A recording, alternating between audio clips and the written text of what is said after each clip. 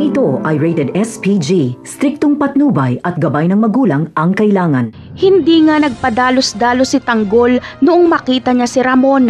Maingat silang nagmatsyag para makapagplano kung ano ang gagawin. Dito ay ikinarga nila Ramon ang kanilang mga produkto sa bodega nila sa Gonzales para ilipat ito sa Legazpi. Sa pag-alis nila Ramon ay sumunod sila Tanggol. Samantala, sa pagdating sa Legazpi ay walang kamalay-malay sila Ramon na may nauna na sa kanila na mga kalaban. Walang iba kundi ang mga Red Phoenix. Nakapwesto at nakatago na sa loob ng bodega ang mga Red Phoenix.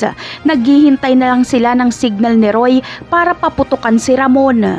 Ngunit bigla nilang nakita si Tanggol na nakasunod kila Ramon. Napansin nila Lucio na si Ramon ang pakay ni Tanggol. Kaya natuwa si Roy dahil nasa harapan niya na ngayon ang dalawang taong gusto niyang patayin. Ito ay si Ramon at Tanggol. Kaya noong magsimulang magkaputukan si Ramon at Tanggol ay dito na rin nagpaputok ang mga Red Phoenix. Tatlong grupo ang magsasalpukan. Lamang sa pwesto ang Red Phoenix dahil nakaposisyon na sila bago pa man dumating sila Ramon at sila Tanggol. Gigil na gigil si Roy at Edwin na mapatay si Tanggol.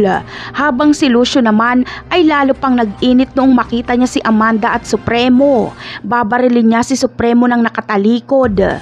Kaya naman, galit na galit si Amanda at ipapangako niyang siya ang papatay kay Lucio. Talaga namang naging masamang tao na itong si Lucio. At si Tanggol ay gusto niya na ring patayin alinsunod sa kagustuhan ni Roy at Edwin.